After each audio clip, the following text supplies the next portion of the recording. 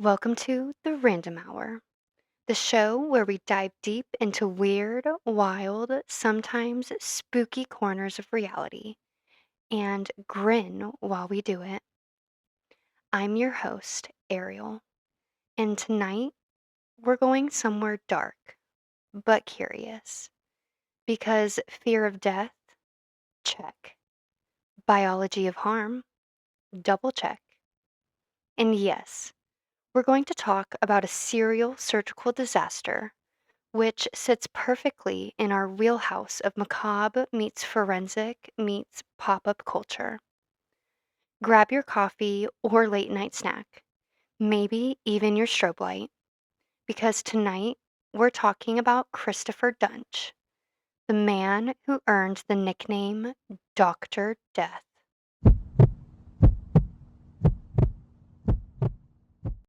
You may have heard of him through the podcast Dr. Death by Wandry, the TV show Dr. Death on Peacock, or the doc series Dr. Death, The Undoctored Story.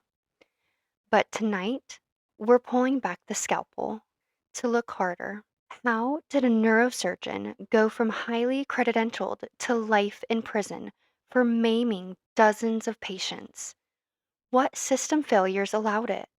And what existential questions does this raise about trust, technology, medicine, and morality? So buckle up. By the end of this hour, you'll know the story of Christopher Duntsch, and maybe you'll look at your next surgery or doctor's appointment a little differently. Let's begin at the beginning.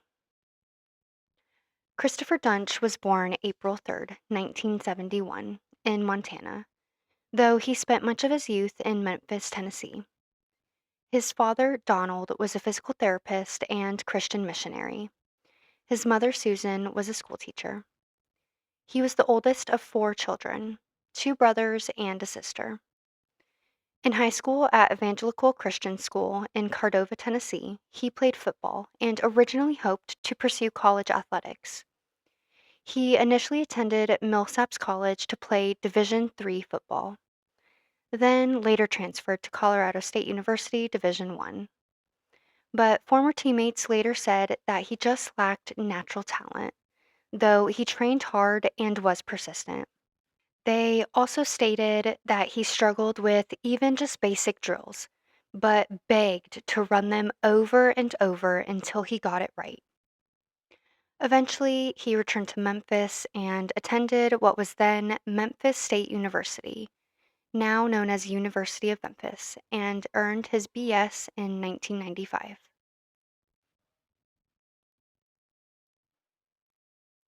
Pause for a moment. Imagine young Christopher in Tennessee. Football cleats, locker room, dreams of Division I glory. Now imagine the same person years later, scalpel in hand, walking into the OR with blue eyes described as bright by a patient.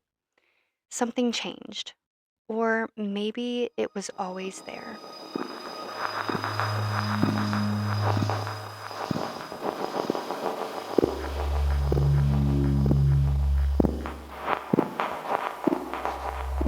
Christopher's foundational years were good. His credentials, they looked good. His personal looks were motivated and looked good.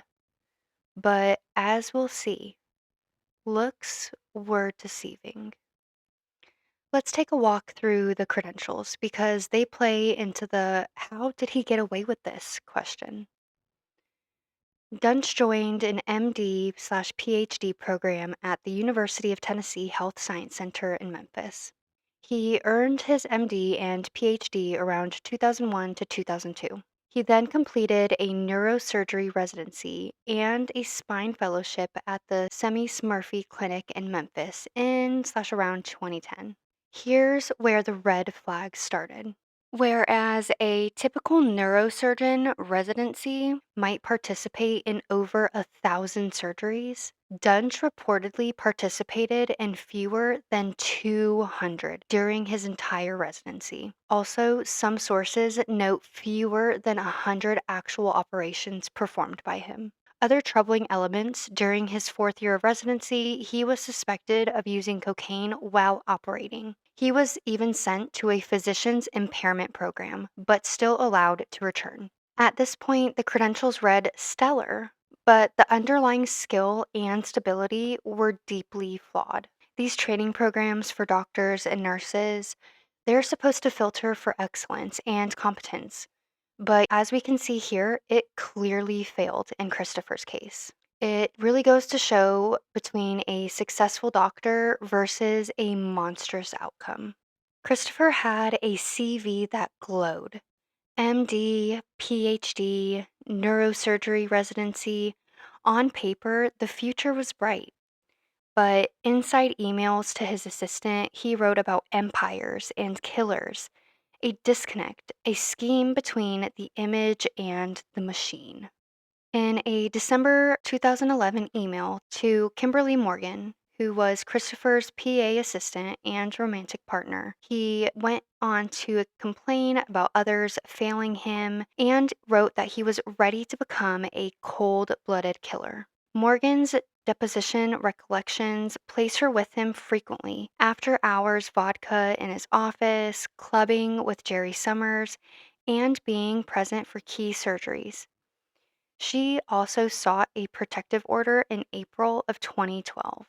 And lucky for all you lovely listeners, I happen to have the email right here. So let's take a deep dive into what Christopher Duntsch really had to say to his assistant.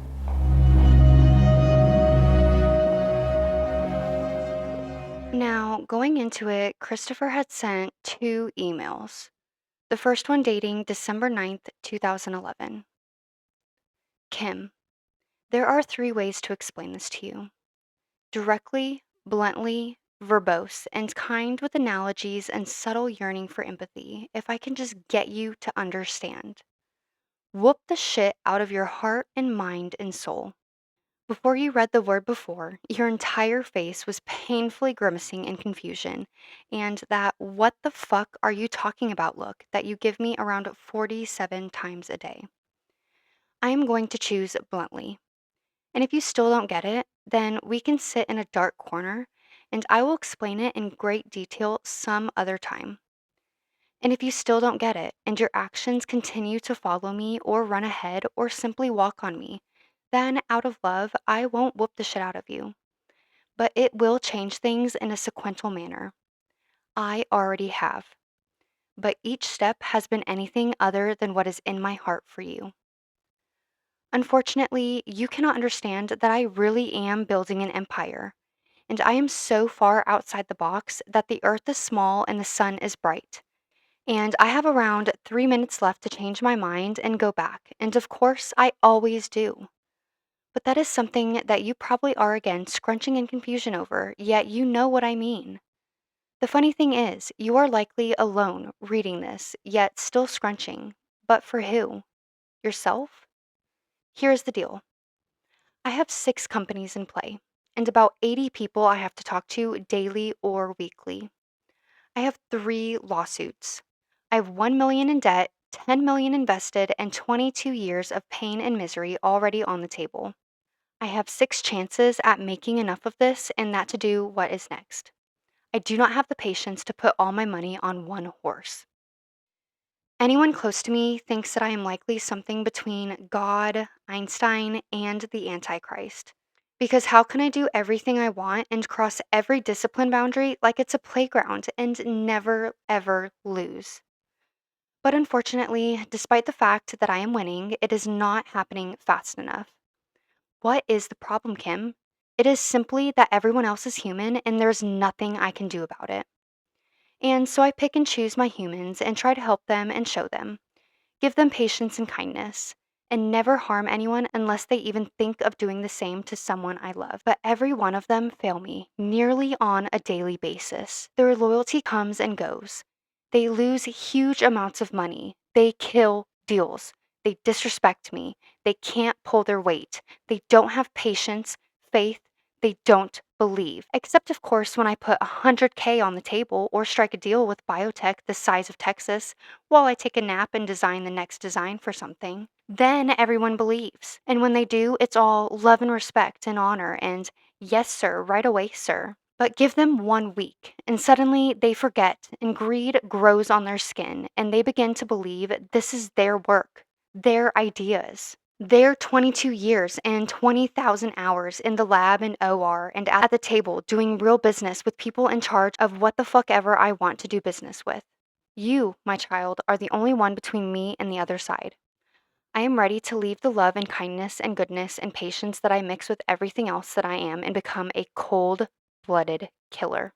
The sad fact is that I would go faster, do better, and catch more respect and honor by fucking everyone in the brain, emotionally and mentally controlling them in a manner that borders on abuse, taking no prisoners, and sending everyone in my way, and especially that fucks with me, to hell for the simple fact. The sad fact is that I would go faster, do better, and catch more respect and honor by fucking everyone in the brain, emotionally and mentally controlling them in a manner that borders on abuse, taking no prisoners, and sending everyone in my way, and especially that fucks with me, to hell for the simple fact they thought they could much less try. You stopped me dead in my tracks. I found a beautiful woman, a deep heart, a charismatic Jedi mindfuck natural who was smart and capable, and that fit into my life and real life like a glove. And for about 1 week, I suddenly changed my opinion of the world. It was no longer me rolling like this and growing like that, and what the fuck ever needed to be done. It was you and I doing that, and doing that as two people that acted like one.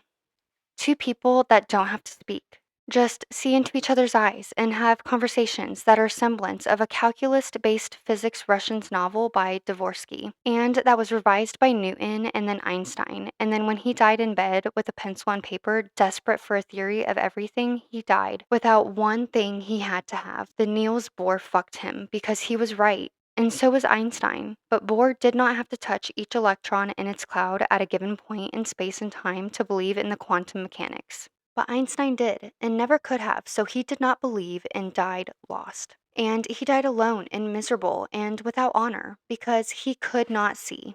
1 week, and then everything unraveled.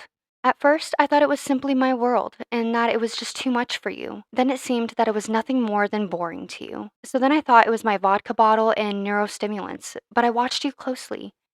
And besides concern for my health, you were chill and rolled with me on that. Then I thought I was to you just a crazy old, overweight, out of shape, unhealthy 40-year-old. And without something more physically, you were bored of me faster than I would ever admit. I still believe that is likely true. Drive and hurt and life and people have ruined me, and I don't even care. Then I thought you were scared that I was too diluted, or it was all too crazy, or that all of the things I needed to take down one at a time, the one you needed to go fast the most was going to get fucked. I am going with the last one. That is why I stopped on a dime. Stop trying to impress you or show you off or even share with you what the 100 emails and 20 calls and 50 texts on a given day were about. Because it seems that while that goes on, as long as I keep you out of that mentally and physically and ideology and keep moving in your clinical world with me, you are blissfully ignorant or simply ignore the rest. I did that.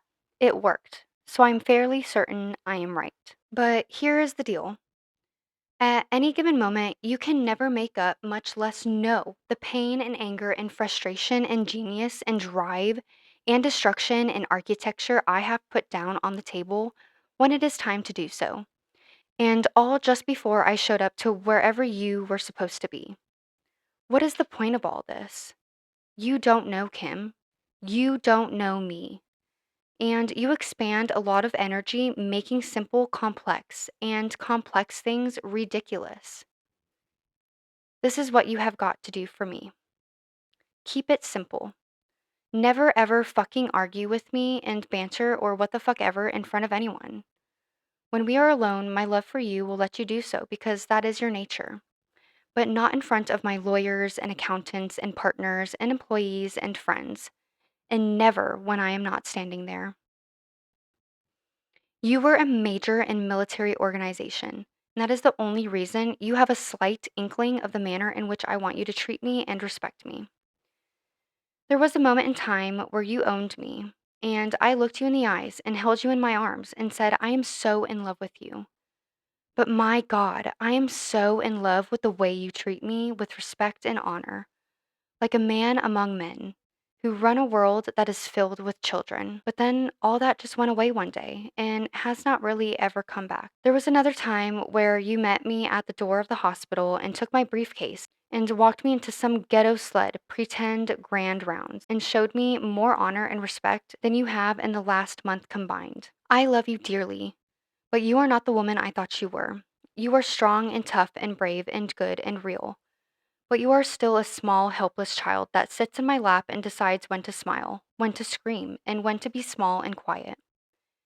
That is fine, but at some point you will lose me or gain me.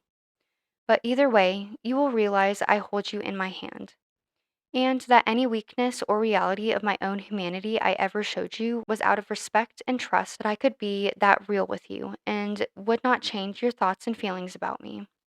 I was wrong. This is the simplest way I can tell you what I need from you. Everything you do is perfect, except when you and I are together in certain contexts. In some, you are a kitten purring in my lap. In others, you are wonderful and fun and fill my heart with joy. In others, you simply fuck me repeatedly and not in any way that I would consider enjoyable. And I let you. But my patience is thin these days. If I turned to you when there was nowhere to turn and then you turned on me, even once, then where do I turn? This probably confuses you, and maybe you think I'm being dramatic or what the fuck ever. I am being what I am, one of a kind, a motherfucker stone cold killer that can buy or own or steal or ruin or build whatever he wants. And only other people in his heart have made it difficult. You showed and made me believe and then took my motherfucker away. You took my girl away. And I won't forgive you for that for a long time. But nonetheless, I love you desperately and think the world of you, and will cut a motherfucker down who looks at you twice in any other manner than love and respect and honor. Whatever you want from me, you will get, but only if you do the following. Show me real and extraordinary respect in front of others at the very least. Never put my name in your mouth with others unless you are showing me respect and settling a predicament with them. Never collect my lawyers, scientists, and friends, etc., as you do so in any manner that involves a perceived sexuality by gestures or even innocent flirting. You are a princess, and you can do the same with your brain and subtle, not overt. You are my girl. I own you. That is my nature, or you are not mine. I own what others think of you. And if your mannerisms make Colin and Edward think you would ever be on their team, or Romley think he could walk into my clinic and sit with you for 1 hour and disrespect me, or every other male think of you as anything else other than someone that I hold up and pour love and respect on, and the only one, then you are fucking up, and I will not be here for long. I will always be here, but not like that. You are a child in my hands, and you are safe, but you won't be the woman I turn to if you can't stop being the girl who was abused somehow by some guy sometime, and that makes you treat me in any other way than what you know I want from you. Whether you lash out or simply sulk when the time comes to step up for me. If you don't get this, that is the same as if you did but don't care. If you do, then walk softly and very concerned, not about your job. I will never let you go, but about my heart and whether our hearts continue to be in the same room for the same reason. That is something I can't control, but that you are in control and not doing a great job of. Let me simplify things. Jedi mindfuck with your brain, not your breasts or sexual emphasis. Never let one man get away with one bit of disrespect to you or to me through you. Never argue with me or banter with me in front of people I know or don't know. Do your very best to make everything as simple as possible. Do not participate in anything beyond the entirety of our practice unless I ask you to. Convince me that you are or are not desperately down for me and love me and want me because all you really do is go back and forth or split the difference. So I am always in the fence and never in or out, and yet want that so badly that I sit here like a bitch, and that is not a good use of my time. Despite the way this email reads, there is more love and respect in it than you have had in your entire life. I love you, babe. There is only one you. But you are a double-edged sword, and you can ride with me or for me, and that is entirely your call, and you are making it every day. Either way, you do a great job at protecting the base, but there is so much more that you don't see or don't want to. I will take the base, but the other 93% of me has a great deal of traveling ahead of him. You are welcome to stay at the front desk or in the OR or on call when I leave town for some reason. If that is what you want, just be clear with me. My heart is so beat to death it barely works, and you step all over it. Do not reply to this. See. Now, you can clearly see how manipulative and narcissistic Duntsch tries to be to his assistant Kimberly here. Now, going on to the second email. It was dated December 11th, 2011. I hope you read this and understood this, and it grabbed your heart in the right way. It would be impossible, or at least a great deal of work, to build this clinic without you. But everything else is either replaceable with a badass professional admin asset or necessarily avoidable, including several other things that do not need to be mentioned. My point is that outside of the clinic, primarily because of my heart, it is much easier to be without you than with you on the fences and all over the place with your feelings. It is even easier, and of course better, to do the same with you deeply in love with me and rolling with me like my motherfucking soldier. Either get in, get out, and just run clinic. And I will even let you off the hook on all of the above if you protect my heart. But if you can't do that, then you can't do anything other than run the clinic in relation to me. Not because I am some terrible person with no heart, but because I am a wonderful person with a sensitive and big heart, size of Texas, by the way. And most importantly, your words are beautiful, but have a tiny fraction of the significance of your actions toward me in so many ways for so many reasons, with so many meanings and implications attached to each one. In these emails, you can clearly see how Christopher was just so beside himself. In there, he mentioned that friends and family members thought of him to be like a god or Einstein or even the Antichrist. But in all reality, I think that's how he truly viewed himself as a god or even the Antichrist. And you can really see in here that he was just completely full of himself. Now we get to the heart of the matter. Starting around late 2010, 2011, Christopher Duntsch moved to Dallas, Texas, and began practicing as a neurosurgeon slash spine surgeon. He operated at a series of hospitals in the Dallas-Fort Worth Metroplex, notably Baylor Regional Medical Center in Plano and the Dallas Medical Center and a few others. A few of his colleagues that had worked with him had noted that he couldn't operate at all. With that knowledge, he performed surgeries on about 37 to 38 patients over roughly 2 years. Of those, 33 were injured, 2 patients dying. One example was a patient named Mary Eford who underwent what should have been a relatively routine spinal fusion, but woke up in searing pain with a severed nerve root and multiple screw holes. Ultimately, Mary was wheelchair bound. And in Mary's case, they did actually have to bring another doctor on. It would be Dr. Henderson, who came in to kind of fix up the mess that Christopher had done to Mary here. And it was so bad that Dr. Henderson set up his own little tape recorder in the operating room because he knew it was grounds for malpractice. And when he opened up Mary, he seen that there were just holes everywhere from where Christopher was jabbing screws in and taking them out, jabbing them back in, taking them back out. They even found a screw placed in Mary's tailbone completely sideways. And when Dr. Henderson was going through and fixing up Mary here, he actually came to a realization that Christopher had been performing on the completely wrong section of Mary. He hadn't even touched the part that he was supposed to be performing on.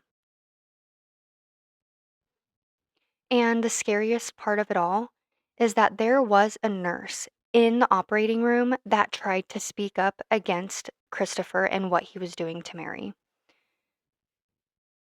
That nurse is named Kyle Kissinger. And he noticed that something was not entirely right. He was like, "I'm not exactly sure if he knows what's going on here." And later on during the operation, because this operation lasted hours, right? It was only supposed to be maybe like a 3-hour operation, and it ended up lasting like 6 hours. In an interview with Dr. Phil, Kyle Kissinger and Dr. Henderson kind of go into their experiences as to what it was like with Christopher Duntsch and kind of fixing up his problems. After this surgery began, I started getting the impression that Dr. Duntsch didn't really know what he was doing. Everyone involved in that case, from the scrub techs to the x-ray tech to myself to the anesthesiologist, gave each other looks many times during that case because we just didn't understand what he was doing. Tragically, what happened in the end is Floella Brown died less than 24 hours after her surgery. The following day, Dr. Dunn was set to perform a spinal fusion on Mary Eford. I was the operating room nurse for patient Mary Eford as well. As he was working, he started putting in screws, which are meant to go into the spine. Every single person in that OR told him it's in soft tissue. And his response was, I know where it's at. I can see it. It's in the spine. The next day, a new surgeon was brought in, Dr. Henderson, and he was going to perform a second surgery on Mary Eford to hopefully repair what Dr. Duntsch had done. When I got to the operating room, the operative field kind of looked like a bomb went off. There was a loose screw that was not stabilizing anything. The screw was penetrating the spinal sac. There was spinal fluid leaking out of the sac. We discovered that the L5 nerve root had been amputated. Discovering what he had done and not done, I was more concerned that he was an imposter, that he was not a neurosurgeon, that he was not a surgeon. He may not even be a doctor. That's how bad this was. Now, Kyle, you say that Dr. Duntsch left the room with patient Mary exposed on the table. Uh, does that ever occur in any other procedures you've been involved in? Uh, no, it's really rare for that to happen. In an emergency situation, it might have, but he did, and he did that because he didn't take care of Loella Brown before starting surgery on Mary Eford. Right. And you say that when Dr. Duntsch came back into the OR, you told him the screw was in the wrong place. How did he respond?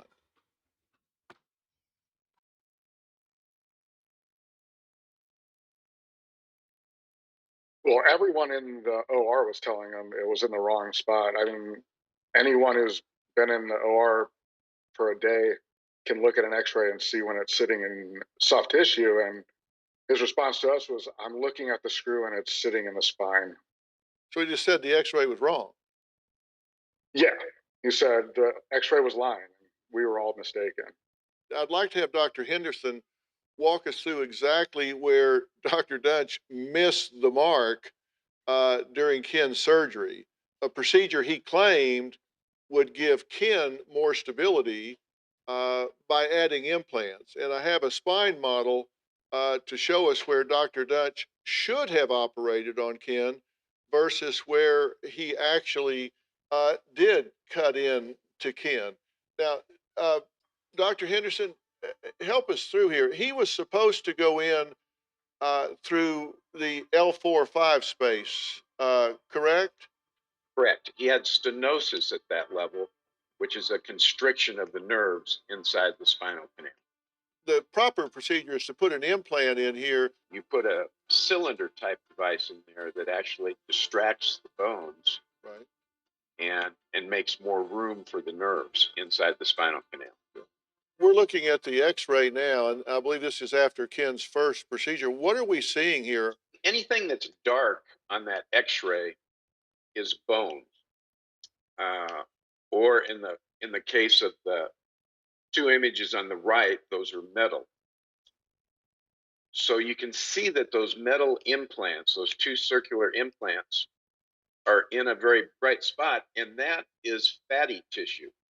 How do you get to become credentialed as a neurosurgeon in a hospital and not know that those implants go in the spine and not in the fatty tissue next to the spine? I mean, I seriously was concerned whether or not he was a trained neurosurgeon, whether he was a surgeon at all, and whether or not he'd even gone to medical school. And they did have an x-ray tech in there as well. And it was stated that x-ray techs normally take roughly 6 images during the surgery. However, this x-ray tech had taken over 20 images because what she saw, she did not like. And eventually, she ended up speaking up as well. She was like, "Hey, I don't think this is right. I see the cage, and that cage is not placed in the correct spot." And Christopher ultimately was sitting there arguing not only with the nurse, but with this x ray tech, all the way up until the point where the x ray tech was like, "Look, dude, I know what the fuck I'm talking about, okay? I do this shit every fucking day. Like, that cage is not in the right spot." Ultimately, he decided that Mary was good enough and he was closing her up and sending her on her way. And that's not even all. Dunch operated on his childhood best friend and roommate, Jerry Summers, after reportedly using cocaine the night before. Jerry, he was in a car accident a couple years back and was having constant chronic neck and back pain. And it was to the point where he was needing to have a surgery. And so, behold, Christopher Duntsch was qualified to perform said surgery that he needed. So, of course, Summers, he's like, woohoo, yeah, of course, my man, Big D, he's gonna do my surgery, he's gonna get me right. And Christopher, he was like, yeah, man, I got you. We're gonna put you in, fix you all up, take you home, just prop some pillows up, you're gonna be fine. Don't worry about it, I got you, man. Summers fully and completely trusted Dunch here. And I mean, why wouldn't he? He was his best friend, his roommate. At this point, he had nothing to lose. All he knew was that this man was going to fix all his problems. Sadly for Summers, when he woke up from his surgery, unbeknownst to him, he was not going to be walking anywhere. Jerry Summers ended up becoming a quadriplegic, all because he put his faith and trust into the wrong man. Now, sadly, Jerry did end up passing away from an infection related due to the complications from Christopher Dunch's operation. Sadly, he did pass away here in 2021, but I was able to find a short interview from his mother, kind of explaining her thoughts and the process behind Jerry's operation and how she felt before and after. I've known Dr. Christopher Duntsch for nearly 40 years. My son Jerry and Chris were lifelong friends. They became friends in grade school. Chris was like a second son to me. Years ago, my son Jerry was in a car accident and he was in constant pain, needing surgery in his neck. My son thought Chris was qualified to do the surgery that he needed. Chris had described it to me as, I will perform the surgery, he'll go home, I'll prop a few pillows around him, and he'll be fine. The day of the surgery, I spoke to Chris several times. When the surgery was over, Chris said that he had sent Jerry to ICU, and I was alarmed. He informed me, I'm the chief surgeon here, I can do whatever I want. My world turned upside down. I thought something is terribly wrong. When I got to the hospital, within minutes, Jerry flatlined. I knew Jerry was paralyzed, quadriplegic, that he would not be moving again. Jerry said, Mom, Chris has done an 8-ball of cocaine before he performed my surgery. I saw Chris. He was trying to explain things to me, and if it did not make sense, I hired him.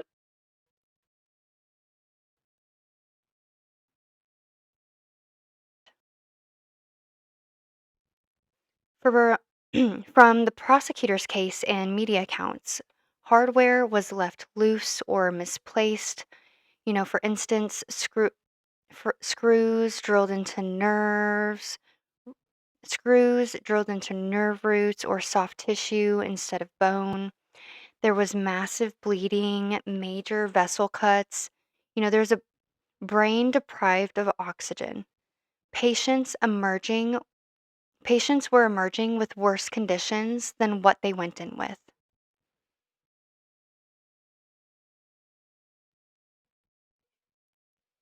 This was also noted by Kyle Kissinger as well. he did state that in the operating rooms, they do have sponges that they will use to soak up blood when they are operating on the patients. And on these sponges, normally when they're putting them in the bucket to dispose of, on the sponges, you'll typically see like little blotchiness, little bits of red, maybe some pink. But no, he said when he was getting these sponges back, they were red. They were bright red. They were covered in blood. And it was so bad that Mary, she actually ended up losing like 3 liters of blood and needed a blood transfusion.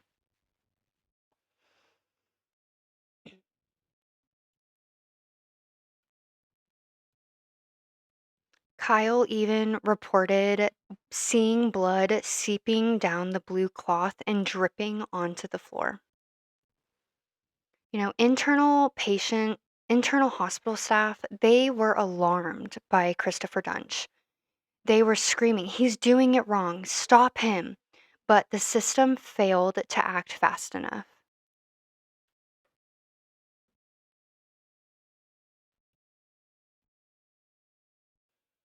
Now, after Mary, and what's even crazier is before Mary, there was another patient he had operated on, and her name was Floella Brown. Now, Floella came in for some just basic back pain. She wanted to just get fixed up pretty much and be sent on her way. Well, Miss Floella underwent her surgery. Again, it was another surgery that was only supposed to last a couple of hours, that ended up lasting over 6 hours. And unfortunately for Miss Floella, it did not turn out as well as Mary's here, if you can even say Mary's turned out well. But what happened with Miss Floella is when Dutch had put her back together, essentially, he placed one of the screws into her major artery, cutting off that major artery and blocking it, leading her to go unconscious and ultimately passing away. And what was even crazier with this is all of the hospital staff expected Dunch to go tend to Floella when he found out that she was essentially dying. And instead of attending to Floella, he still went and performed Mary's surgery.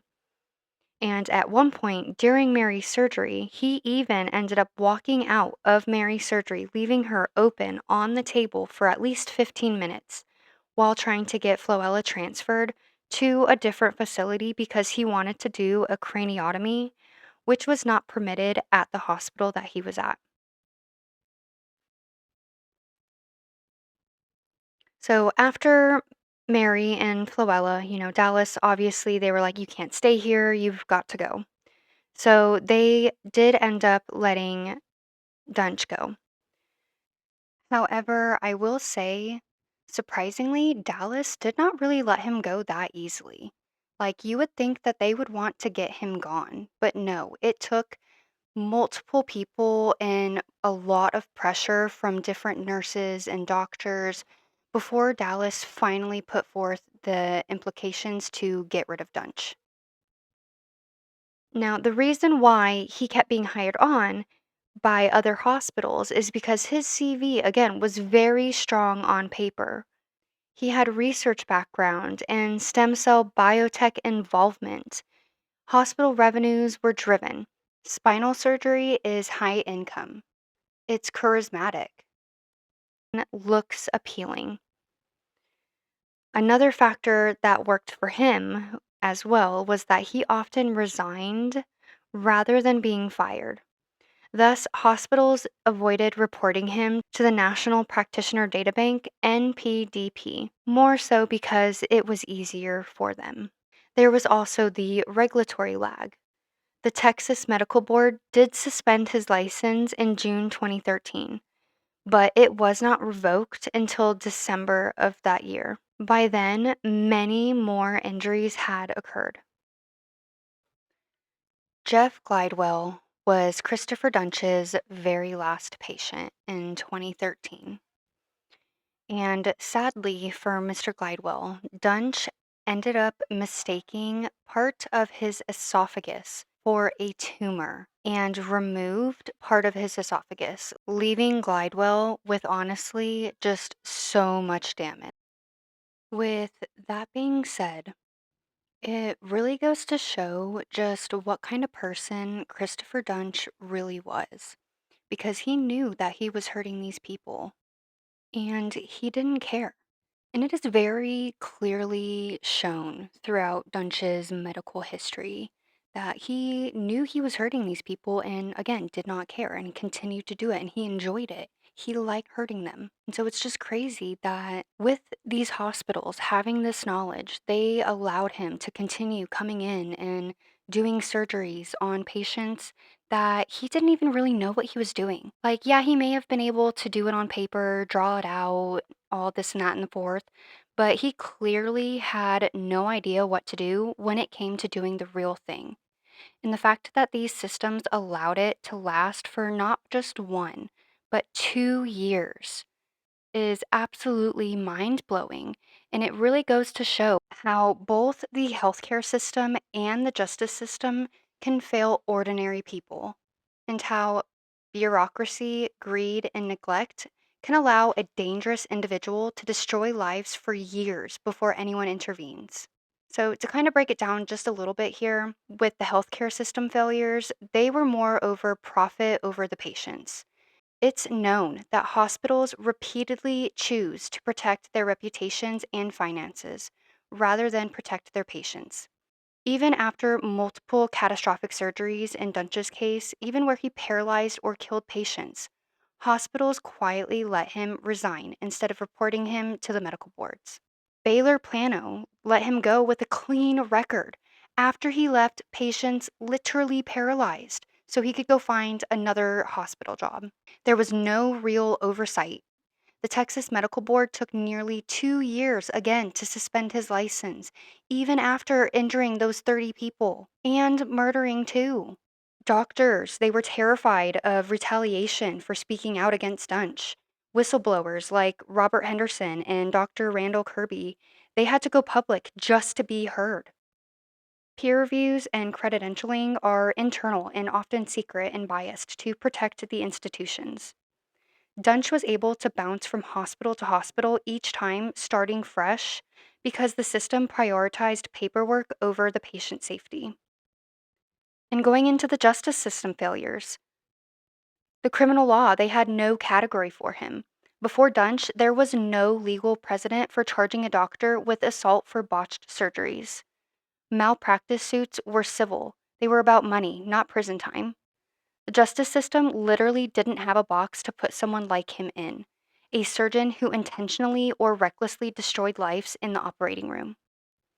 And when they did, justice came too late.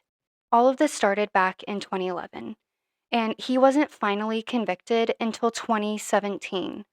That's years after dozens of patients were harmed. Out of those dozens of patients, only one patient's case, Mary Eford, was used in the criminal trial, even though, again, there were over 30 victims. This shows how law focuses on technicalities and limited evidence, not total moral accountability. With that being said, they leave the victims to be left in ruin. The survivors weren't just physically destroyed, they were financially abandoned, facing lifelong disabilities and medical bills, while hospitals and insurers avoided responsibility through legal loopholes and settlements. What this case really goes to show is that the medical system protects itself first and patients last. The justice system is reactive, not preventative. And the intersection of power, profit, and bureaucracy can create monsters who operate unchecked until the damage is so undeniable it becomes a headline. Looking at the bigger picture here, if Dunch had been a factory worker, one mistake would have gotten him fired permanently. And I can go to say, I've seen that in factory work.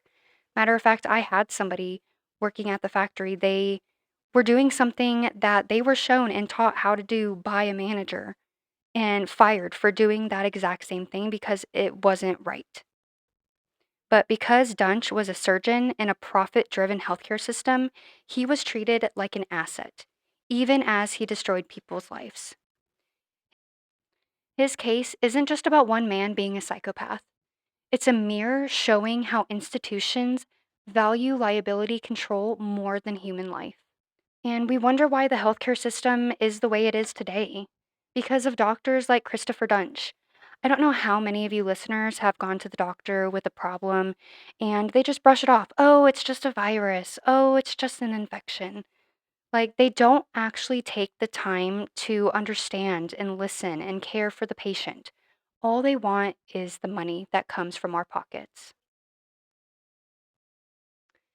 In February 2017, Dunch was convicted of first-degree felony injury to an elderly person for his surgery on Mary Eford, among others. He was sentenced to life in prison with earliest parole eligibility in 2045. And this here just goes to show the system failure within the hospital. Because how was he allowed to continue going on from hospital to hospital, creating more destruction behind him with each patient that he saw? So we've covered the who, what, when. Now, why and how did this happen? What does this case reveal about larger structures of medicine, regulation, and morality? As one article in the MoMed puts it, it is not often that medical malpractice becomes a mainstream story, but that is exactly what happened. Yet Dr. Dunch somehow was able to gain privileges at hospital after hospital. This main reason being, again, because Dunch resigned rather than being fired. So those hospitals were not obligated to flag him for his dirty record. And he was able to continue, again, traveling to all of these other hospitals, which is just mind blowing. In reality, what should stop a man like this? Geography, credentials, peer review? In the case of Christopher Duntsch, the answer is not enough. And that is where the real horrors lie. Not just in what he did, but in what we allowed him to do. So, listeners, next time you're in the hospital, remember the layers behind that clean scrubs coat. The surgeon's resume, the system that hired him, the checks and balances, or lack thereof. It's not just your body on the table, it's the structure around you. So, what's the moral for you, the listener, the parent, the person who might one day lie on the OR table? It's that credentials matter, systems matter, but also you matter. Ask questions, demand transparency, and maybe, just maybe, trust your gut. If it's telling you that something is a little bit off with this doctor or something just doesn't seem right, trust your instincts because more than likely, everything is about to go horribly wrong. Because when your doctor uses the word empire instead of patient care, that there is your red flag. In a way, Dunch's story is murder by scalpel, but also systematic murder of trust. And for you guys, that raises the big question. When you entrust your life or your child's life to a system, how much do you really know? If you found tonight's episode chilling, enlightening, or just deeply weird in the best way, drop us a rating, subscribe, tell a friend. Again, I'm your host, Ariel, reminding you, stay curious, stay weird, and maybe take a moment the next time you see somebody in scrubs to wonder, what's behind the mask? Until next time, stay random, stay alive. Want your story or weird late night thoughts on the show? Email the Random Hour 2025 at yahoo.com or find us on Facebook at The Random Hour. Tell me your origin story with the weird.